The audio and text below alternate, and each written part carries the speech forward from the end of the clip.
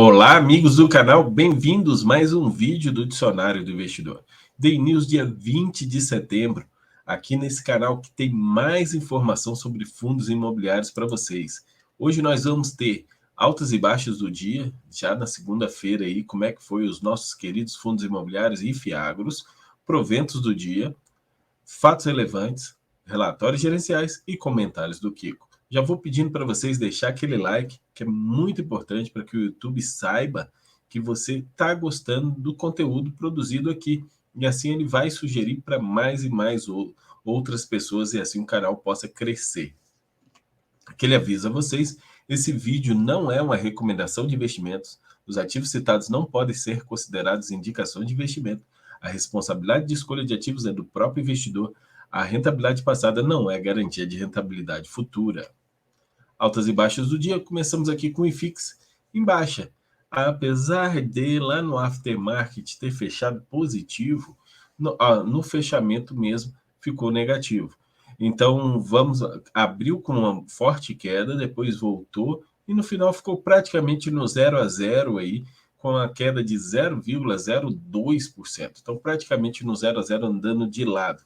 Eu acho que nesse momento agora o IFIX está naquela ressaca da alta que teve em agosto e que teve nos primeiros dias de setembro. Então está se estabilizando, andando de lado, para mim, gerando aí um patamar de preço para depois continuar subindo para cima dos 3.000 pontos.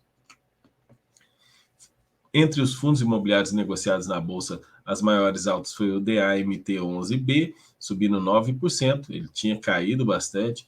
O HAAA11 subiu 8%, muito interessante isso. NIU11 subiu 4%, HUSC11 subindo 4%, PAB11 subindo 2,88%. Muito cuidado com o PAB11, fundo imobiliário sem fundamento nenhum, um único fundo da Bolsa que tem patrimônio líquido negativo, é o PAB11. E o HCTR11 voltando um pouco da queda que teve na sexta-feira, subindo 2,76%. Entre as maiores baixas de todos os fundos imobiliários negociados à Bolsa, XPHTO12 caindo 9,52%, XPCM11 caindo 6,21%, subiu bem por 3 dias, agora vem 2 dias caindo. O HUCG11 caindo 5%, MAXR11 caindo 5%, BIC11 caindo 5% também e o BICR11 caindo 4%. Já olhando só os fundos imobiliários pertencentes ao IFIX, por que pertence ao IFIX? São 108 fundos imobiliários que pertencem ao IFIX, porque eles têm maior número de negociação. É um dos critérios importantes para se pertencer ao índice da Bolsa, o IFIX, é o índice de fundos imobiliários da Bovespa. O HCTR11 foi o fundo que mais subiu, é um fundo de papel, 2,76%. O VCJR11 também foi o segundo que mais subiu, 2,18%. BPFF11 subindo 1,87%, é um FOF. RBRP11, um fundo imobiliário de lajes corporativas, subindo 1,85%. XPSF11 também um FOF, subindo 1,44%. E XPCI11, fundo imobiliário de papel, subindo 1,14%. Já do lado das maiores baixas, o ALZR11, que teve o ajuste daquele dividendo pago de mais de R$5, caiu 3%. Isso aí, na verdade, ele fez foi subir. É porque o site que eu busco essas informações, ele simplesmente olha a cotação anterior da fechamento da sexta-feira, compara com a cotação de fechamento da segunda-feira. Na verdade, como foi descontado o provento, se você descontar o provento do valor da sexta-feira, ele fez subir um pouco o ALZR11.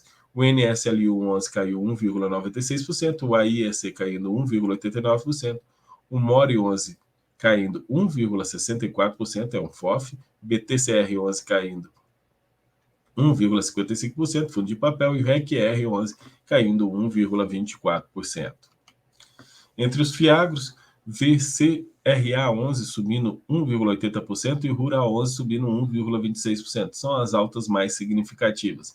Entre as quedas, apenas BBGA11, que tinha subido muito na sexta-feira, caiu hoje 3,64%. Essas maiores movimentações aqui típicas de falta de liquidez, pouca liquidez no book, gera esse tipo de qualquer compra maior ou compra menor, gera essa movimentação tão grande.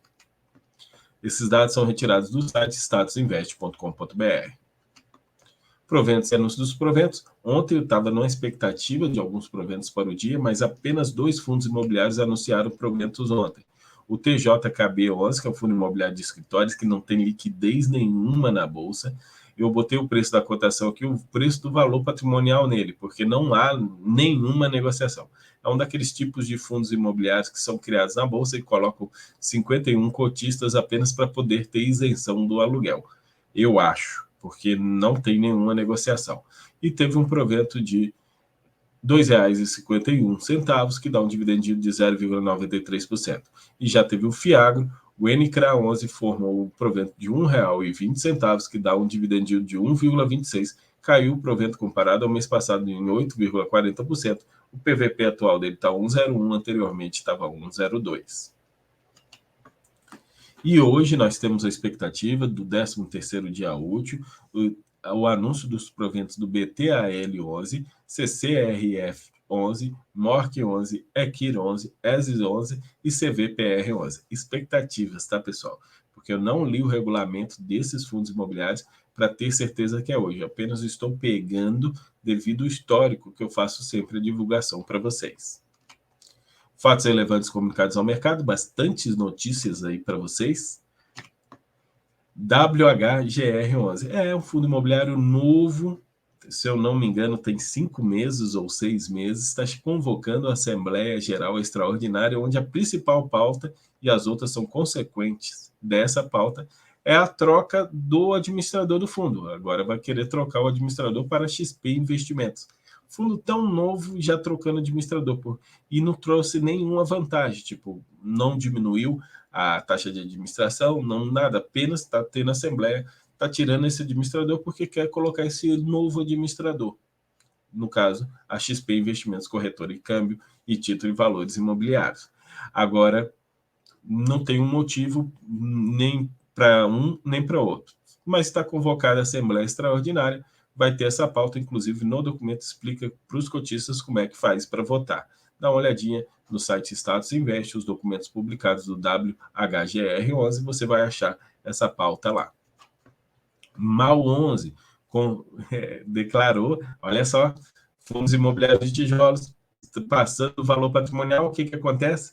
Nova emissão de cotas, volume total 200 milhões de reais. MAU11, que fez uma aquisição de um shopping através de alavancagem durante a pandemia, agora quer pagar o shopping antecipado, para não ter que pagar juros e correção. Para fazer isso, o que vai fazer? A nova emissão, tentar captar 200 milhões de reais, o preço da cota R$ 107,92, mais 81 centavos de taxa, que dá R$ 108,73 o total do valor da subscrição. O fator de subscrição é de 24,5%.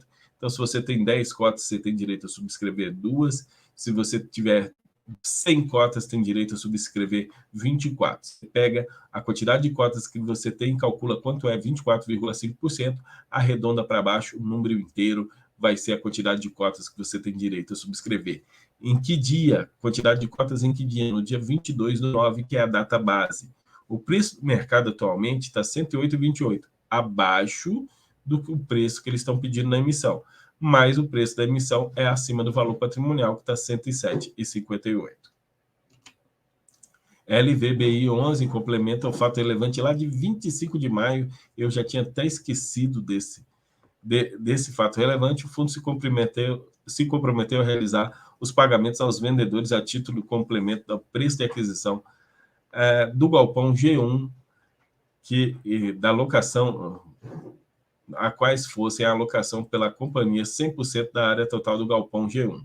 Pessoal, eles tinham comprado um galpão aonde apenas quando tivesse fechado 100% de locação que eles iam fazer os pagamentos. E agora chegou esse momento, os contratos de locação foram firmados e as condições definidas, de acordo com as condições definidas no contrato de compra e venda, Tendo em vista que as referidas condições foram cumpridas, as partes definiram como devido o montante de R$ 7.482.690,12 a serem pagos em duas parcelas, e na presente data o fundo pagou R$ 4.484.690,12. O remanescente vai pagar em dezembro de 2022. A LVBI também pagou tudo isso através de alavancagem, tá? Essa nova aquisição.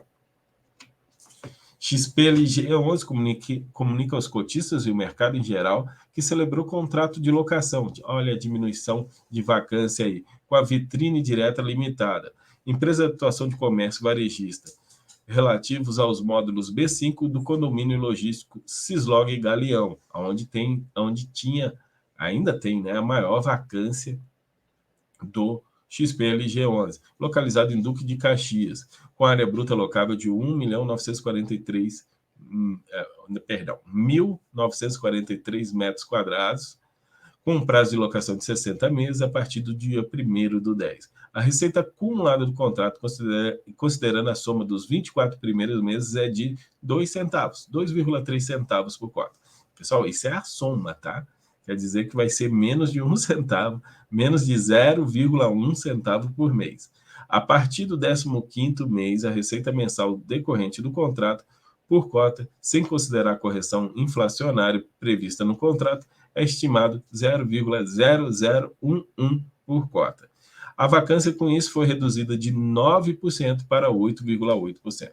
Gente, esses contratos pequenos, num fundo tão grande quanto o XPLG, dá pouco impacto, mas a sensação de estar reduzindo a vacância de 9 para 8,8 já é muito bom para nós cotistas. PATC 11, hoje concluímos a assinatura de contrato de locação referente à totalidade da área bruta locável detida pelo fundo no ativo denominado Sky Corporate para a empresa Google Brasil Internet Limitada. O contrato de locação no formato típico tem início em setembro de 2022, com essa nova locação após o término do período de carência previsto em contrato, a receita imobiliária será impactada positivamente por 8 centavos.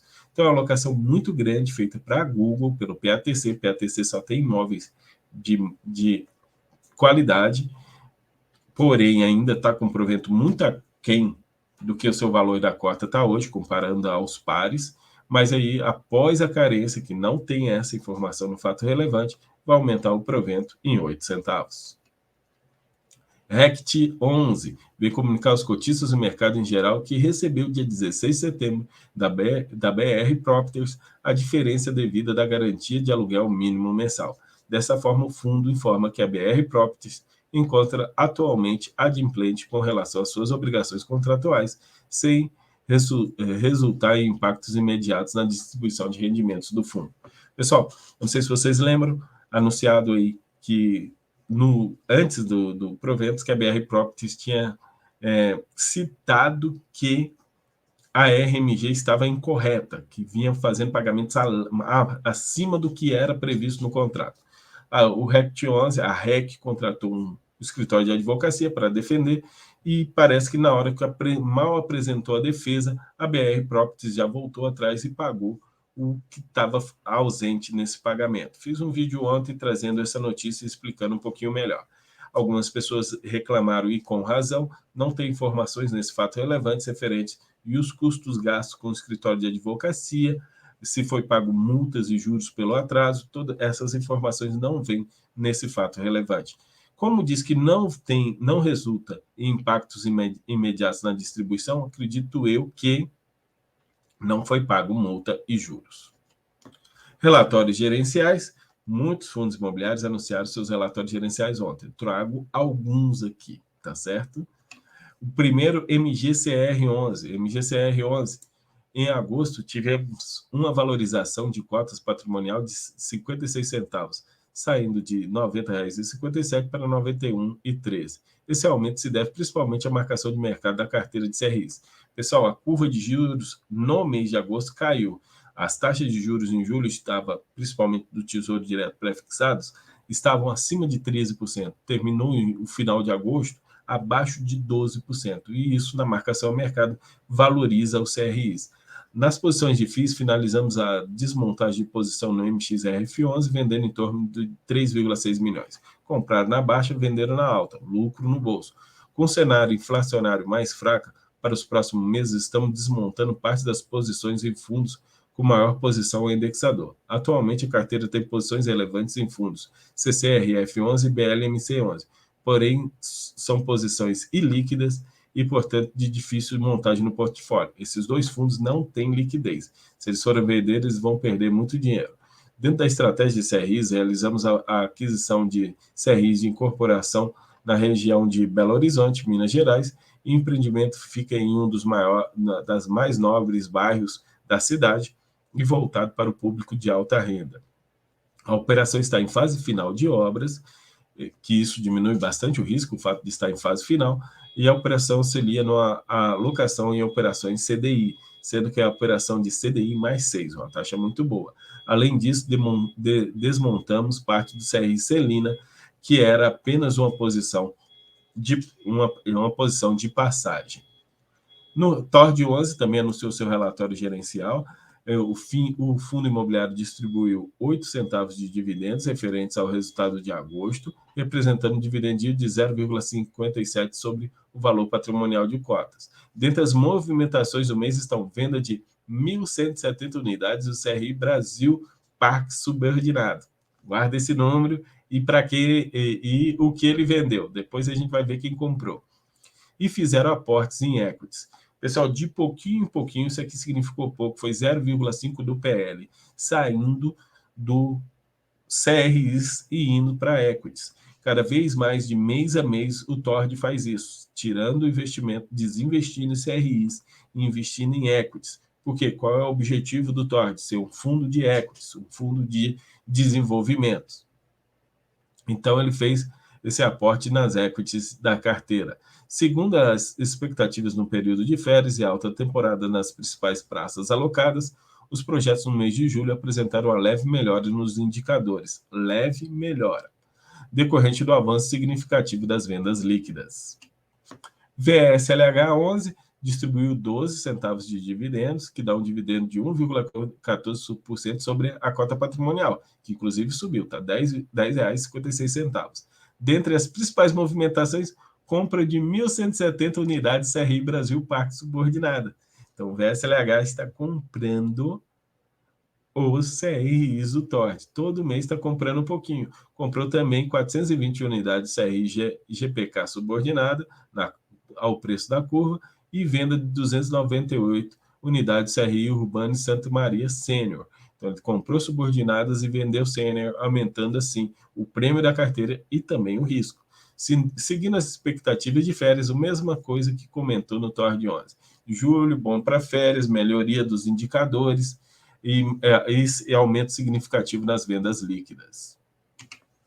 NCHB 11, o resultado do fundo no mês foi positivamente impactado pela liberação parcial da correção monetária que estava acruada em alguns ativos. Essa liberação permitiu uma reserva de resultado acumulados para R$ 1,67 por cota e contribuiu para a rentabilidade do fundo no mês de deflação. Ao final do mês, o saldo da correção monetária acruado nos ativos ficou em R$ 2,37, para a qual a equipe gestora todos os valores acima fazem com que o fundo, de maneira confortável, passe pelo período de deflação, o que é a expectativa de rentabilidade se manter acima da média do mercado nos próximos meses. Então, NCHB, mesmo tendo deflação, ele tem uma expectativa de manter um bom resultado nos próximos meses. RMGO 11, no mês de agosto, o fundo totalizou 1.696.000 em receitas, que equivale a 63 centavos por cota, e o resultado foi de 55 centavos por cota. E ele distribuiu apenas 43, guardou 12 centavos, que representa um dividendo de 9,33. Para o semestre corrente, reforçamos que o fundo não conta com as componentes extraordinárias de resultados na sua distribuição. Dessa forma, a distribuição do semestre corrente será composta exclusivamente pelo seu resultado recorrente gerado no período. Então, ele teve uma multazinha que recebeu agora, por isso que o resultado foi maior, mas ele deve manter esses 43 centavos daqui até o final. Lembrando que teve novas locações que estão em carência, que devem acabar no primeiro semestre do ano que vem. Comentários do Kiko. Os tijolos, os fundos imobiliários dos tijolos já estão ficando caros? Após o mês de agosto e setembro de muita alta nos fundos de tijolos, fundos imobiliários, o IFIX subiu mais de 10%. Teve fundos imobiliários de tijolos que subiram 20%. Será que eles agora ficaram caros? A minha resposta para vocês é não. Antes, para mim, os fundos de tijolos estavam muito baratos.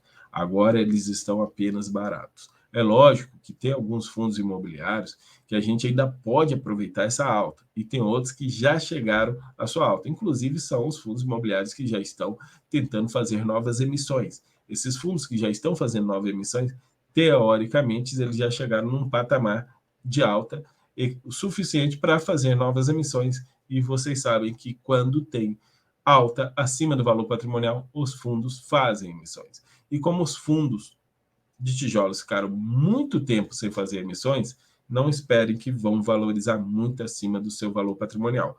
Mas esses ainda têm fundos imobiliários com 10%, 15% abaixo do seu valor patrimonial, que não vão fazer emissões tão cedo. Alguns, cuidado com a alavancagem, que devido à alavancagem, alguns terão que fazer emissão, mas muitos não vão fazer emissões.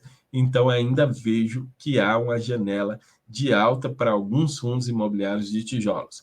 E quando chegar lá no seu valor patrimonial, eu tenho certeza que todos eles vão fazer emissões, aproveitando essa janela, de novo, dos próprios cotistas, dos próprios investidores olhando novamente para fundos imobiliários de tijolos. Então, essa janela que está se abrindo para emissões em tijolos, já temos aí o anúncio do XPML11 com a emissão em andamento, agora foi o MOL11 com emissão em andamento. Quem imaginaria há 2 anos atrás que a gente ia ter novamente aí fundos imobiliários de shopping center fazendo emissões acima do seu valor patrimonial, nos 2 casos aí.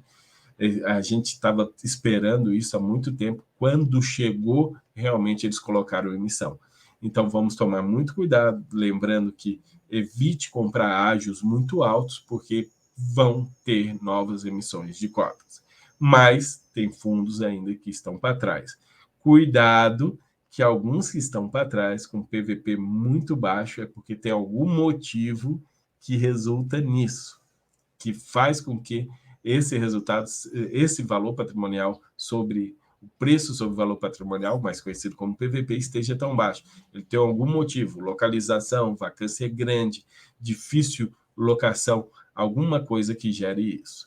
Mas, para mim, fundos imobiliários de tijolos ainda estão muito atrativos, apesar de fundos de papéis também começaram a ficar extremamente atrativos novamente.